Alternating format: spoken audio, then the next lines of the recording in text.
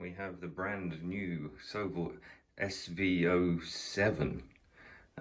As far as I'm aware, it's the very first video of it, or any kind of images other than what I've posted and what Sovol have kind of quickly released there. So yeah, just maybe something a little bit about the screen here. It's branded a Sovol screen, and it's full clipper display, and with all the stuff you'd expect on that firmware. Just kind of everything, including input shaper. Yes, it has that. And what else? It has the bed level and the Z calibrate, obviously bed mesh there, Wi-Fi connectivity. What else have we got? Something in here, yeah, move, and there we go. Independent Z drivers for true G34, which they call Z tilt in clipper. So to all you people going, oh, don't hold your breath, they won't have independent Zs. Yes, they do. So there you go. How about that? Very fancy. And the elephant in the room, as the post has been showing, yes, it has wheels. No, there's not any linear rods. No, there's not any linear rails. It's got wheels. So there's that. Not a lot you can do. This is a design choice by Sovol, so we'll just have to see how well it performs. It's the bed size of an SV06, a regular SV06, so 220 by 220, and the height is 250. So there's that. Oh, and it has a drawer in the front for putting things in. You could have snacks or sweeties. So you're watching your print. Oh, I have a little sweetie. Yeah, nom nom nom. But at the moment, as you can see, I've got some Allen keys, a cable, and the supplied accelerometer. So this comes with the machine, along with the correct cable, and goes. You have to put it in two locations: one on the bed, and the second on the extruder here. And then the cable comes down and plugs into the little Jez T socket in here. And oh yes, look, ferrite filtering on the cables, and they're carried on inside as well. There's a few inside, so good for RF interference, all that kind of stuff. And I've designed very quick little mounts for the bed. Just go on there, the accelerometer goes on top, and the thing shakes itself and does its thing. And also designed a little leave-on mount for the extruder, which you can still get to the adjuster there too. So yeah, heat inserts in those, and this basically just bolts on like that. Plug in the cable with the system off. I think it was probably a good idea. And then run the tuning, and it's all automatic.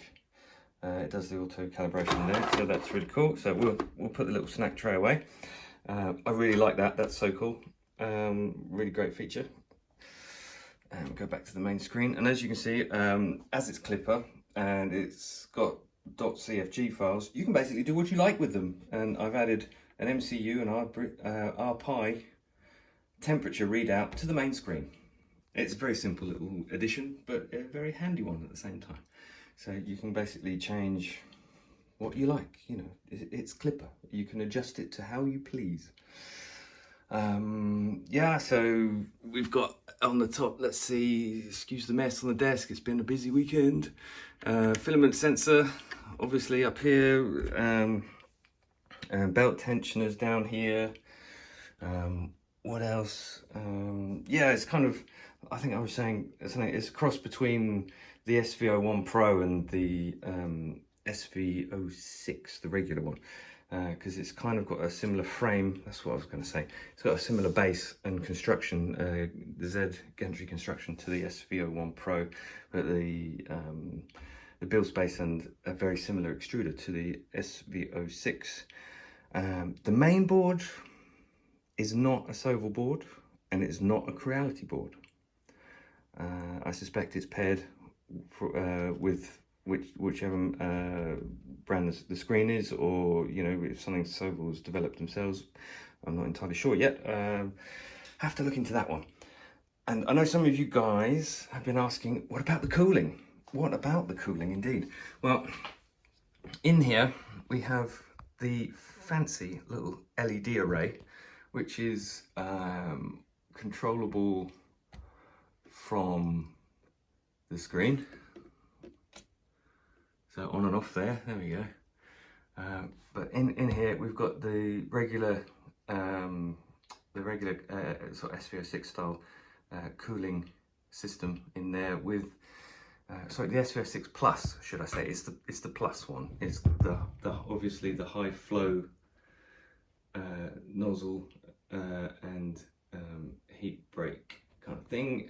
The mounting board is slightly different to accommodate the additional plugs for the LED and obviously to attach to the metal carriage. And we also have a little plate here that you can attach the cable to.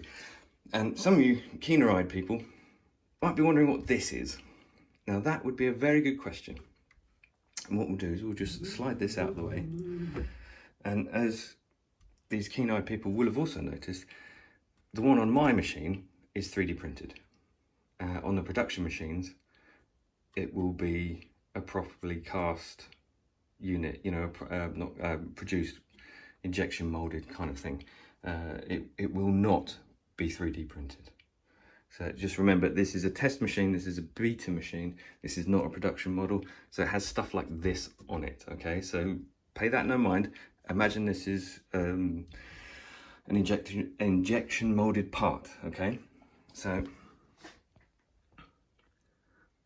that is a monster fan back there, a huge duct.